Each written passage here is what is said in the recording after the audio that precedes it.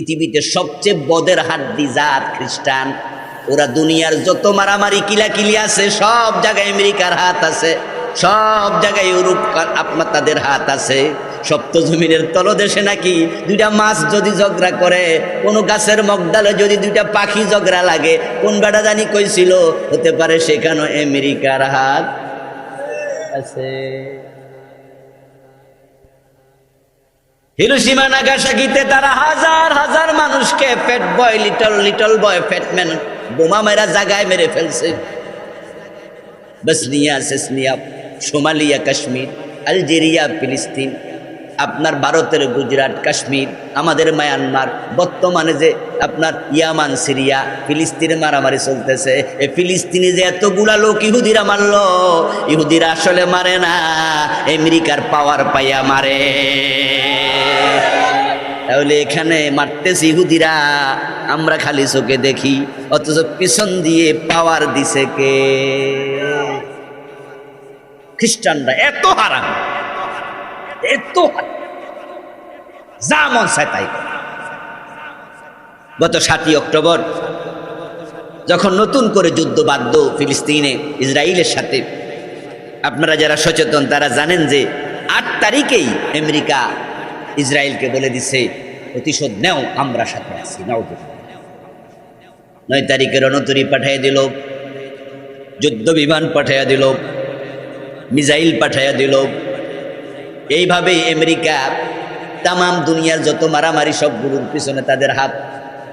শুধু মারামারি নয়, আমার বন্ধু যারা বিদেশ গড়েন তারা দেখেছেন পৃথিবীর বিভিন্ন দেশের যতগুলো সি বিচ আছে, ওই সি বিচের মাঝে হাঁটার পরিবেশ নাই। এত নরনারী বেপর্দা চলে, বলা চলে 95% উলঙ্গ। এর মাঝে সাদা চামড়ার মানুষ সবচেয়ে বেশি। মুসলিম দেশের সি বিচ, মালয়েশিয়া, ইন্দোনেশিয়া, দেশটা মুসলমানের, কিন্তু সেখানেও আপনি সব হেফাজত করার সুযোগ পাবেন না। এত নেকেট চলে ওরা। ওরা ঘুরতে আসে আমেরিকা থেকে, বিভিন্ন দেশ থেকে, এসে গোসল কইরা এগুলো উলঙ্গ শুয়ে থাকে সি বিচের মাঝে। এই সবগুলো অধিকাংশ খ্রিস্টান। ওরা বেহায়াপনা করে, ওরা মদ পান করে, ওরা মানুষ হত্যা করে, যা মনে চায় তা করে। কারণ তাদের ধর্ম বিশ্বাস হলো যা করো করো, ঈসা নবীর কারণে তোমরা জান্নাত পাইয়া যাইবা। এজন্য দেখেন আকাম কইরাও নিজেরে কি মনে করে, দুদকি না জান্নাতি।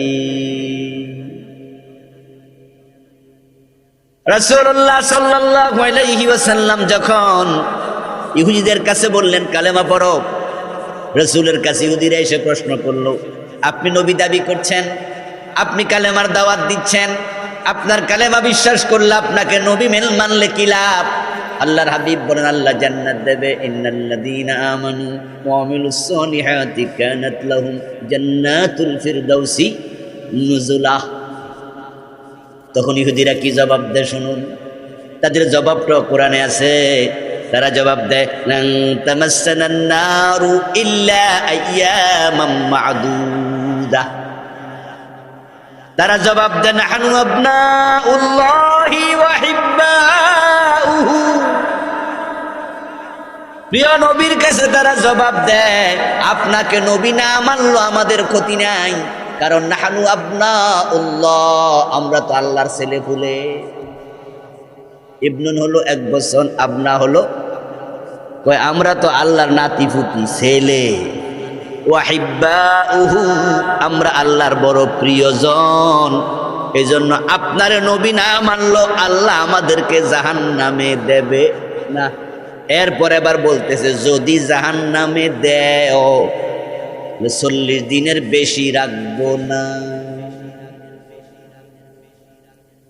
লা তামাসসানান নারু ইল্লা আইয়ামাম মা'দুদা।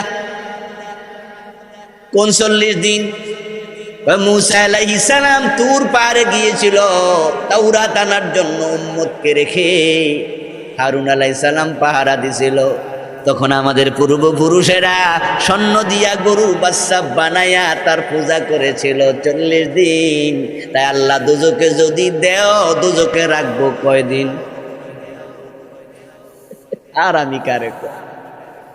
ইহুদিরা রাসূলের কাছে কয় দোজকে আমরা এমনি তো যাইতাম না, আমরা তো আল্লাহর আত্মীয় স্বজন, আর যদিও যাই তাহলে কয়দিন? এবার আপনারা তো কোন দেখি, জবাবটা আপনারা দেন। 40 দিন পরে কোথায় যাওয়ার শখ? তাহলে ইহুদিও বোঝে এরা জান্নাতি, খ্রিস্টানকে আমরা জান্নাতি, হিন্দুকে আমরা স্বর্গীয়। যে বেটা নামাজ পড়ে না হেও কয় আমার মুক্তার ব্যারিস্টার আছে, তো দুজকি আছে ডাকেরা। সূরাতুল বাইয়িনার 6, 7 এবং 8 তিনটে আয়াতে কারিমাতে আল্লাহ মূলত 2 প্রজাতির মানুষের কথা বললেন এবং 2 প্রজাতির মানুষের শেষ পরিণতি কি সেটাও বললেন। আর মূলত পৃথিবীর মানুষগুলো 2 ভাগে বিভক্ত, একদল ডানপন্থী আরেক দল বামপন্থী, একদল হিজবুল্লাহ আরেক দল হিজবুশ শয়তান, একদল ইসলামের পক্ষে আরেক দল ইসলামের বিপক্ষে, ঠিক না? ফারিকুন ফিল জান্নাতি ওয়া ফারিকুন ফিস সাঈর। আল্লাহ তাআলা বলছেন একদল জান্নাতের দিকে আরেক দল যাচ্ছে জাহান্নামের দিকে। জান্নাত এবং জাহান্নাম এর মাঝখানে তৃতীয় কোনো রাস্তা নাই। আজকের পৃথিবীতে মানুষের সংখ্যা 500-800 কোটির কম বেশি। এই 800 কোটি মানুষ 2 ভাগে বিভক্ত হয়ে গেছে। তৃতীয় কোনো দল পৃথিবীতে নাই। একদল ডানপন্থী আর একদল বামপন্থী, একদল আল্লাহর পক্ষে আর একদল আল্লাহর বিপক্ষে, একদল জান্নাতের পথে আর একদল জাহান্নামের পথে। এখন যারা জান্নাতের পথে তারা কারা, আর যারা জাহান্নামের পথে তারা কারা? আল্লাহ আজকের আলোচিত সূরার 7 থেকে 6 থেকে 8 নম্বর আয়াতে সে কথাগুলো বলেছেন। আসলে কারা জান্নাতের পথে আছে, কারা জাহান্নামের পথে আছে, এটা আল্লাহই বলবেন, কারণ তিনি সবচেয়ে বড় জ্ঞানী, তিনি সব বিষয়ে সম্যক অবহিত। আমরা তো নিজেরা না বুঝেও কথা বলি, না জেনেও বলি, কিন্তু আল্লাহ যা বলেন তার মাঝে ভুল এবং মিথ্যার কোনো সম্ভাবনা নাই। তাই তিনি কোরআন মাজিদে বলছেন ওমান আসদাকু মিনাল্লাহি হাদিসা ওয়ামান আসদাকু মিনাল্লাহি কিলা। আল্লাহর চেয়ে অধিক সত্য কথা বলার মতো আর কে আছে? মানে আল্লাহর চেয়ে অধিক সত্য বলার মতো কেউ নেই। কে জান্নাতের পথে, কে জাহান্নামের পথে, এটা যদি আপনি মানুষের হাতে ছেড়ে দেন তাহলে জাহান্নামের পথে আপনি লোকে খুঁজে পাবেন না। যারা হিন্দু তারাও কি স্বর্গে যেতে চায় না নরকে? তাহলে দেখেন হিন্দু মিয়াও জাহান্নামে যাইতে রাজি নাই। স্বর্গ মানে তো জান্নাত, নরক মানে কি জাহান্নাম। স্বর্গ, জান্নাত, বেহেশত এগুলো একই জিনিস। নরক, হেল, জাহান্নাম একই জিনিস, নামের মাঝে পার্থক্য। ইয়াবাও মদ, হেরোইনও মদ, গাঁজাও মদ, ফেন্সিডিলও নাম কি একটা? আরবিতে বলে জান্নাত, বাংলায় বলে বাগান, ইংরেজিতে বলে হেভেন, পার্সিতে বলে বেহেশত, সংস্কৃতিতে বলে স্বর্গ। কেউ বলে চোখ, কেউ বলে নয়ন, কেউ বলে আখি। জিনিস কয়টা? কেউ বলে বধূ, কেউ বলে বউ, কেউ বলে বউ, কেউ বলে বধূ, কেউ বলে লাউ, কেউ বলে কদু, কেউ বলে আনন্দ, কেউ বলে ফুর্তি। তোমরা বলো ভাস্কর্য, আমরা বলি এটাই মূর্তি। নাম পাল্টায়া চালাকি করা যাবে না। এই মুরব্বি চাচা, বুড়ো হয়ে গেছেন, এখনো সুদ ছাড়েন না, সুদ খান। বাতিজা কেডা কইছে এসব? অনেক আগে ছাইড়া দিছি। ও মানুষে যে কয় ও না এখন মুনাফা খাই, এমন লোক আছে না? নাম পাল্টাইয়া দিছে, সুদ খায় না, মুনাফা। আমার ভাইয়েরা, হিন্দুরাও স্বর্গে যেতে চায়। আপনারা দেখবেন যে আপনাদের ব্রাহ্মণপাড়া বাজারে গেলে, বরিশং বাজারে গেলে, হিন্দু দোকানদারের দোকানের মাঝে মরা বাবার ছবিটা নাই, বুকের মাঝে সুন্দর করে লিখে দিছে স্বর্গীয় দুলাল চন্দ্র দাস, স্বর্গীয় অমক, স্বর্গীয় তমক। এমন লেখা কি আপনারা দেখেন নাই? স্বর্গীয় মানি জান্নাতে যাবে না, গেছে গা? ইয়েস। 5 ওয়াক্ত নামাজের 1 ওয়াক্ত পড়ে না এমন লোকরা আপনি জিজ্ঞাসা করবেন, ও মিয়া বেহেশতে যাইবা না? দেখবেন কেমনে মুস্কি হাসে দিয়া কয়, বলেন কি জামু না মানি। এমন বেনামাজিও আছে জুমার নামাজটা পর্যন্ত পড়ে না, আছে কিনা? বরং বলে নামাজের মতো নামাজ একবার পড়লেই চলে। কত বড় জানোয়ার, জুমা পর্যন্ত পড়ে না। আপনি ওরে জিজ্ঞাসা করবেন জান্নাতে যাবা না, বলবে যাব না মানি, ওটা তো আগে কনফার্ম করে রাখছি। আপনি হয়তো আশ্চর্য হবেন, কেমনে কয় কি? বেটা পিছল খাইয়া পড়লো তো পশ্চিম দিকে, কাইটিয়া দক্ষিণ দিকে পড়ে, আর হে নাকি জান্নাত কনফার্ম করছে। আপনি জিজ্ঞাসা করবেন কেমনে? তখন দেখবেন বলবে দোতরা কান্দে নিয়া গানে গানে শুনাইয়া দেবে, আছেন আমার মুক্তার, আছেন আমার ব্যারিস্টার, শেষ বিচারের হাইকোর্টেতে তিনি আমায় করবেন পার, আমি পাপী তিনি জামিনদার, টুনটুনা টুনটুন। এরকম দোতরাওয়ালা বাংলাদেশে আছে কিনা? আচ্ছা, এই গান কি আমি লিখছি? এই গানের লেখক আছে, এই গানের গায়ক আছে কিনা? এই গানে বিশ্বাস করে পীর বাবা জান্নাতে নেবে, পীরের পায়ে সেজদা দেয় এমন লোক আছে না নাই? আল্লাহর সেজদা দেয় না, কিন্তু পীরের পায়ে সেজদায় পড়ে থাকে। আল্লাহ বলছে পর্দা করো, কুল্লিল মুমিনিনা ইয়াগুদ্দু মিন আবসারিহিম কুল্লিল মুমিনাতি ইয়াগুদ্দুনা মিন আবসারিহিন। ও নবী, আপনি বলুন মুমিন পুরুষদেরকে পরনারী থেকে চোখ অবলম্বিত রাখো। মুমিন নারীদেরকে বলে দিন তোমরা পর পুরুষের ফরজ অঙ্গের দিকে তাকাইও না, যতটুকু সতর ওদিক থেকে চোখ তোমরা অবনত রাখো। আল্লাহকে পর্দা করো।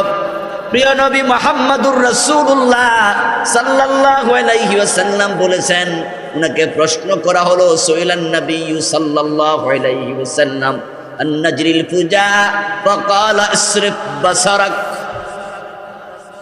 প্রিয় নবীকে জিজ্ঞাসা করা হলো, আল্লাহ রাসূল, কোন নারীর দিকে যদি হঠাৎ চোখ পড়ে যায় করণীয় কি? সেজে গুজে চুল ছাইরা দিয়া, লিপস্টিক লাগাইয়া, গাল লাল কইরা বেপরদায় হাঁটে এমন কিছু নারী আছে কিনা? রাস্তাঘাটে গেলে হঠাৎ চোখ পড়ে যেতে, ইয়া রাসূলুল্লাহ, যদি কোনো বেগানা নারীর প্রতি হঠাৎ চোখ পড়ে যায় করণীয় কি? নবীজি জবাব দেন, ইসরিফ বাসারাক, তোমার চোখ তুমি ফিরিয়ে ফেলবে।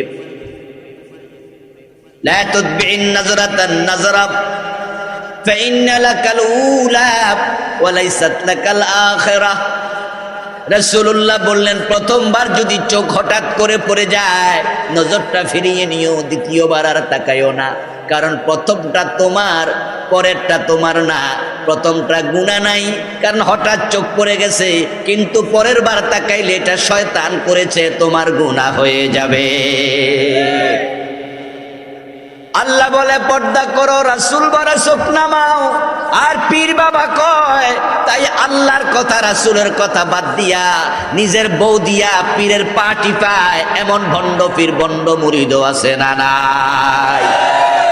নামাজও পড়ে না, পীরের সেজদা দেয়, বেপরদায় চলে। হেও দোতরা লইয়া গান গায়, ওর নাকি ব্যারিস্টার আছে। হেও দুজকে যাবে না, যেতে চাইবই না। এ বলে যে আমার ব্যারিস্টার আছে, মুক্তার আছে, উকিল আছে। হাসরের ময়দানে আল্লাহ যখন বিচারক হবেন, এটা আবার বোঝে যে বিচারের দিন আছে। আছেন আমার মুক্তার, আছেন আমার ব্যারিস্টার। শেষ বিচারের হাইকোর্টেতে, হাইকোর্ট যে একটা আছে এর বেডাও বুঝে। তিনি আমায় করবেন পার, আমার অসুবিধা নাই। আমার পীর বাবা বলেছে আমাকে ছাড়া তিনি বেহেশতে যাবে না। হুজুর কয়ে দিছে তোমার ছাড়া আমি, তুমি আমার এত কাছের মানুষ, তোমার ছাড়া বেহেশতে যাবে না। এই জন্য উনিও জান্নাত চায়, নামাজ পড়ে না। সুদে যারা টাকা লাগায়, হাদিস হলো সুদ খেলে ৭৩টা গুনাহ, সবচেয়ে ছোট গুনাহটা হলো আইসারুহা আইয়ান কি হারুরাজুল উম্মাহু, সবচেয়ে ছোটটা হলো নিজের মায়ের সাথে জেনা করা। এখন যারা সুদে টাকা লাগায় তারা প্রতিনিয়ত মায়ের সাথে জেনা করার গুনাহ করতেছে।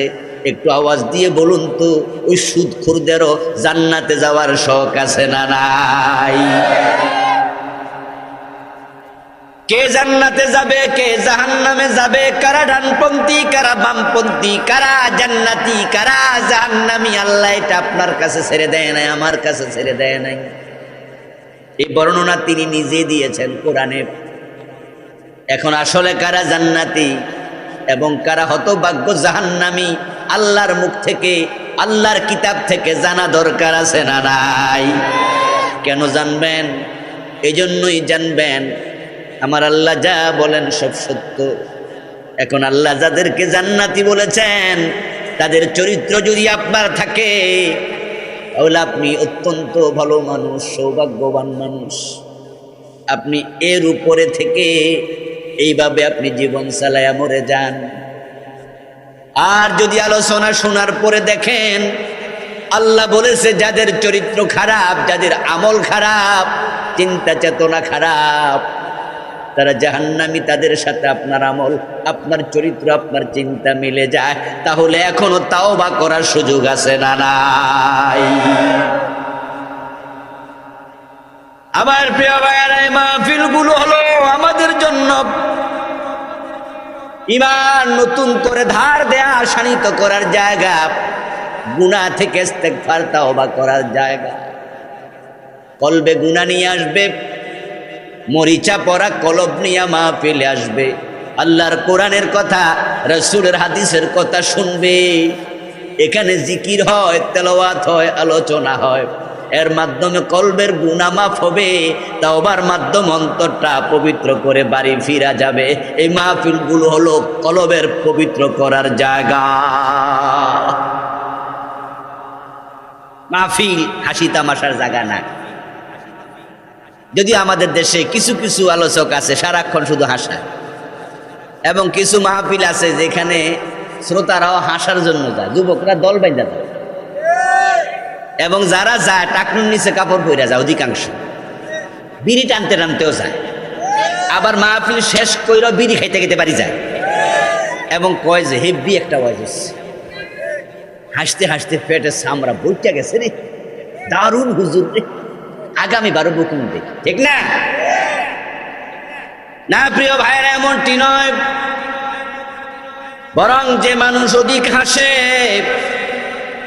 কাহা হাসি যারা দেয় তাদের চেহারার নূর কমে যায়। বেশি হাসলে তোমার কলবটাও মরে যায়। এই জন্য প্রিয় নবী বেশি বেশি হাসতে বলছে না কানতে বলছে? তোমরা কম কম হাসো, বেশি বেশি কাঁদো।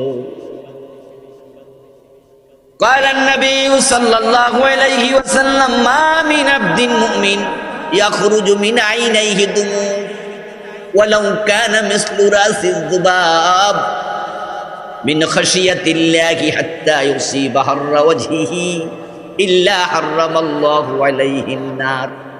প্রিয় নবীজি বলেছেন, আল্লাহর ভয়ে কোনো মুমিন যদি কাঁদে আর তার চোখ থেকে মাছির মাথা পরিমাণ ছোট্ট এক ফোঁটা পানি চোখ থেকে বের হইয়া তার গাল পর্যন্ত আসে, গণ্ডদেশ স্পর্শ করার সাথে সাথে আল্লাহ ওই চোখের পানির উসিলায় তার জন্য জাহান্নাম হারাম বানায়া দেয়।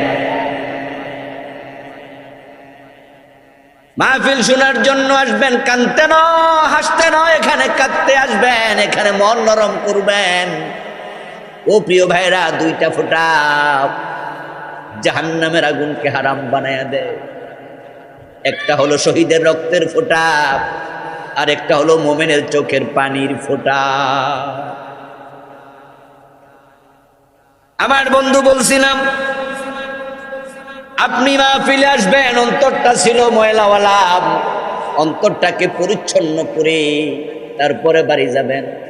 কাপড় ময়লা হলে আমরা দোফার কাছে দেই, তারপরে ধোপা এটাকে সুন্দর করে সাবান দিয়া গৈসা ডইলা ডিটারজেন্ট পাউডার দিয়া ধুইয়া ভালো করে কসলাইয়া তারপরে পানিতে চুবাইয়া সুন্দর করে শুকাইয়া তারপরে আবার ইস্ত্রি করে আমাদেরকে হাতে ফিরাইয়া দেয়।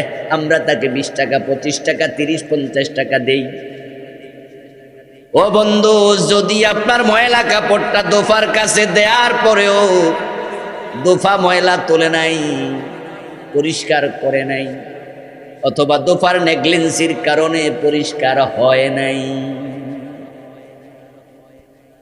সে কোন রকমে ধুইয়া টুইয়া আয়রন করে দিছে, কাপড়টা যেমন ময়লা ছিল তেমনই ময়লা আছে, ওরে যে 20-30-50 টাকা দিলেন, লাভ না লস?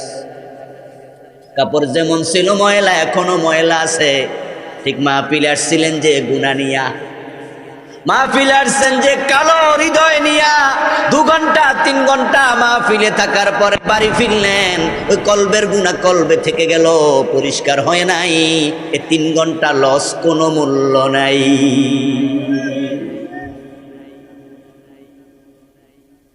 আল্লাহ বলবেন কারা জান্নাতি কারা জাহান্নামী। মানুষের হাতে এটা যদি দিত তাহলে হিন্দুরাও কইতো আমরা জান্নাতি, আমরা স্বর্গীয়।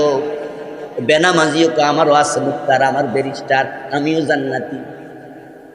ও বন্ধু, খ্রিস্টানরা পর্যন্ত, ইহুদিরা পর্যন্ত দোজকে যাইতে চায় না। আর দোজকে যাইতে চাইবে কেন?